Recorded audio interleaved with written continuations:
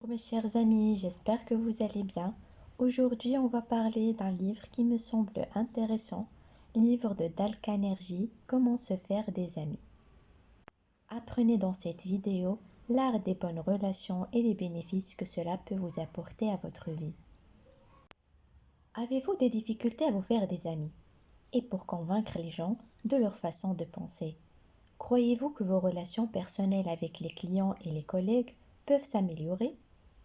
Pour toutes ces questions, l'auteur et orateur Dale Carnegie présente dans Comment se faire des amis des techniques et des méthodes extrêmement directes qui permettent à quiconque de devenir plus engageant, persuasif et efficace. Curieux de savoir quelles méthodes et quelles idées ont aidé autant de gens, suivez cette vidéo avec nous. Pour résumer ce livre, dans cette vidéo, on va expliquer les 9 principaux conseils pour maîtriser l'art des relations humaines. Conseil numéro 1. Évitez de critiquer. L'auteur Dale Carnegie commence son livre Comment se faire des amis par expliquer pourquoi nous devrions éviter de critiquer le plus souvent les gens.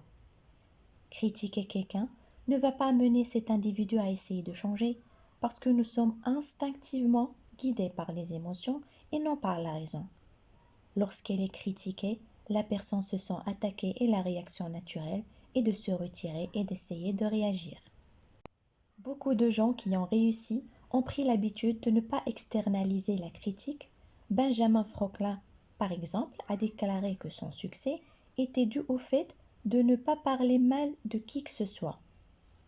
Comme souligné par Dale Carnegie dans Comment se faire des amis, il est facile de critiquer quelqu'un, mais il faut du caractère pour comprendre et pardonner aux gens leurs erreurs. Donc, si vous voulez que les gens vous apprécient, réfléchissez à la raison qui les a menés à cette erreur, acceptez-en les conséquences et ne les critiquez pas ouvertement. Passons au conseil numéro 2. Distribuez les éloges. Nous apprenons dans cette partie du livre Comment se faire des amis à féliciter correctement afin que les gens ne vous aiment pas, mais ne ressemblent pas à ceux qui le flattent. L'une des caractéristiques les plus fortes du comportement humain est le désir d'être valorisé par les autres. Nous aimons tous recevoir des compliments et apprendre que nous faisons du bon travail. Dale Carnegie remarque que vous devez faire attention à ne pas en faire trop et à commencer à faire de fausses déclarations, car les gens autour de vous le remarquent. Des phrases simples et instruites telles que « je suis désolé »,« bonjour » et « merci » suffisent associés à des éloges sincères. Selon l'auteur Dale Carnegie, la méthode la plus naturelle pour faire des compliments est de s'arrêter et de réfléchir aux points positifs de la personne devant nous. Considérez que chaque personne est supérieure à vous à certains égards, de sorte que vous avez toujours quelque chose à apprendre et à valoriser chez une autre personne. Il est également intéressant de rappeler la prétendue règle d'or.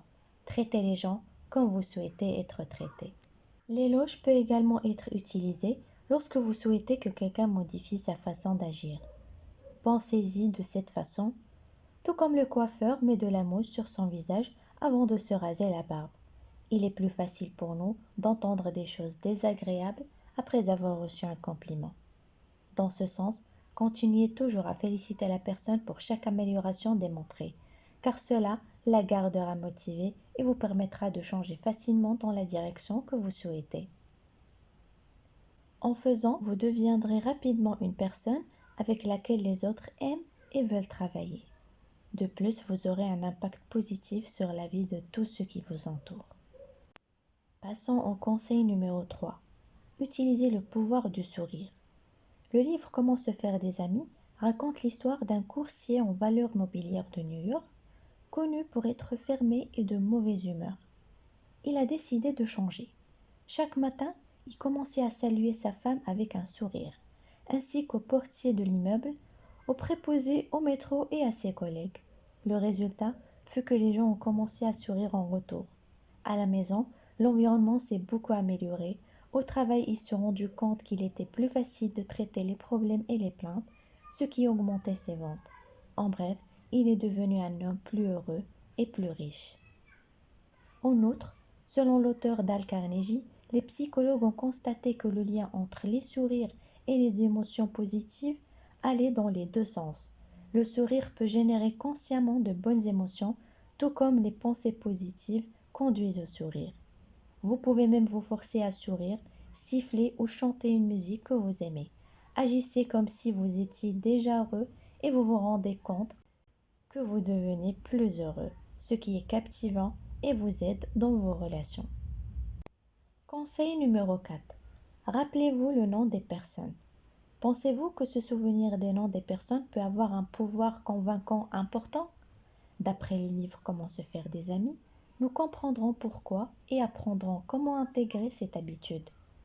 Se souvenir et utiliser le nom d'une personne est une manière subtile mais puissante de convaincre. Lorsque vous faites la promotion de cette habitude, les gens se rapprochent de vous et se sentent valorisés. Des aspects qui facilitent le retour que vous recevrez. L'auteur Dale Carnegie conseille de la première fois que vous rencontrez une personne, découvrez et comprenez son nom. Au cours de la conversation, il est donc important que vous répétez ce nom pour l'associer à la personne à qui vous parlez. Enfin, il est intéressant de noter que vous écrivez sur un papier et associez son nom à certaines caractéristiques frappantes de la personne, car il devient plus facile à mémoriser. Conseil numéro 5. Écoutez ce que les autres ont à dire. Selon Dale Carnegie, il est plus important d'écouter que de parler lorsque vous souhaitez gagner la confiance de quelqu'un. Les humains sont toujours intéressés à parler d'eux-mêmes, et c'est pourquoi nous aimons rencontrer quelqu'un qui veut nous entendre. Donc si vous voulez être plus amical et gentil, parlez moins et écoutez plus. Interrogez les autres sur leur vie et permettez-leur de développer leurs idées à partir de là avec quelques interruptions. Dans une conversation, la plupart des gens s'inquiètent davantage de la conversation suivante que d'écouter ce dont parle l'autre personne. Pour vraiment écouter, il faut un effort conscient pour accorder toute votre attention à l'autre personne. Par contre, parler trop de vous-même et interrompre les autres pendant que vous parlez incitera les gens à vous éviter, car ce sont des caractéristiques propres aux personnes égocentriques, comme expliqué dans le livre.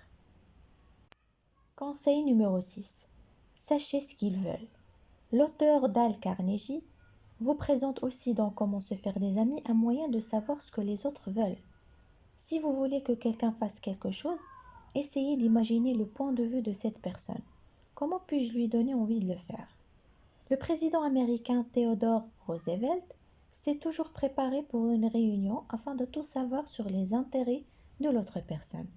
Il a compris que pour plaire à quelqu'un, il faut parler de ses valeurs les plus importantes. Si c'est difficile et que vous n'êtes pas sûr des souhaits de l'autre, souvenez-vous du sujet de prédilection des gens eux-mêmes. Conseil numéro 7. Évitez les discussions. Elles ne peuvent pas être surmontées. Discuter avec une autre personne n'a pas beaucoup de sens. Vous voyez, si vous perdez la discussion. Si vous gagnez, l'autre personne vous en voudra et ne sera probablement pas en mesure d'établir une relation. De plus, dans 9 cas sur 10, la discussion renforcera la réflexion de l'autre personne sur le sujet qui a généré le conflit au départ. De cette façon, Dale Carnegie affirme que la meilleure approche est d'éviter cela dès le début. Ainsi, chaque fois que vous rencontrerez une opposition à vos idées, ne disputez pas pour défendre votre vision.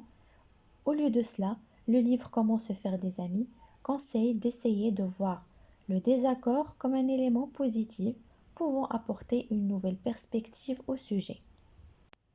Écoutez ce que l'autre personne a à dire sans résistance ni protestation et promettez de revoir attentivement ses conseils.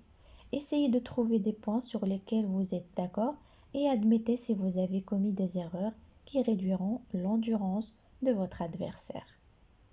Enfin, remerciez toujours la conversation et essayez de planifier une nouvelle réunion afin que les deux parties puissent réfléchir à la question et finalement parvenir à une solution commune. Conseil numéro 8. Admettez vos erreurs. La vérité présentée par l'auteur Dale Carnegie est que nous faisons tous des erreurs. Et quand vous faites une erreur et que quelqu'un vous réprimande, il existe un moyen efficace de désarmer la personne. Admettre vos erreurs. Cela aide parce que maintenant, pour que la personne se sente importante, elle doit faire preuve de générosité et vous pardonner au lieu de vous attaquer comme le voulait la première intention. Alors, la prochaine fois que vous réalisez que vous avez commis une erreur, admettez-le avec enthousiasme. Selon le livre Comment se faire des amis, cela favorisera de meilleurs résultats et vous remarquerez que c'est beaucoup plus agréable que de vous défendre lorsque quelqu'un signale vos fautes. Conseil numéro 9 et le dernier, soyez amical. Selon Dale Carnegie, dans Comment se faire des amis, en 1915, John Rockefeller était l'un des peuples les plus détestés du Colorado. Les employés de son entreprise étaient en grève depuis 2 ans pour réclamer de meilleurs salaires et de meilleures conditions de travail, ce qui a conduit à des conflits violents. Au milieu d'une telle tension, il semblait presque impossible de convaincre les représentants syndicaux. Rockefeller a donc décidé que sa stratégie serait d'être amical et de parler aux grévistes de près, comme s'ils étaient des amis partageant de nombreux intérêts. Le résultat, les mineurs sont retournés au travail sans autre interrogation sur les paiements et les conditions. Avec l'exemple cité dans Comment se faire des amis, il est facile de voir que les gens ont tendance à changer plus facilement de pensée lorsqu'ils sont traités à l'amiable. Alors, quels que soient vos objectifs, traitez toujours les gens de manière amicale. Il est naïf de penser qu'en appliquant les astuces de toutes ces données-là, vous obtiendrez toujours le résultat souhaité. Ce n'est pas comme ça que ça marche. Cependant, il est possible de réaliser que la plupart des gens ont tendance à changer d'habitude ou bien d'attitude envers vous lorsque vous utilisez ces principes, qui peuvent déjà être très utiles et importants pour votre vie personnelle et professionnelle. Cependant, il est possible de réaliser que la plupart des gens ont tendance à changer d'attitude envers vous lorsque vous utilisez ces principes qui peuvent déjà être très utiles et importants pour votre vie personnelle et professionnelle. En résumé, comment appliquer ces astuces dans votre vie? Premièrement, si vous voulez vous rapprocher de quelqu'un, vous ne devez pas le critiquer. Deuxièmement, commencez par des compliments sincères. Troisièmement, mettez-vous à la place des autres en faisant preuve d'empathie. Quatrièmement, n'interrompez pas les autres lorsqu'ils parlent.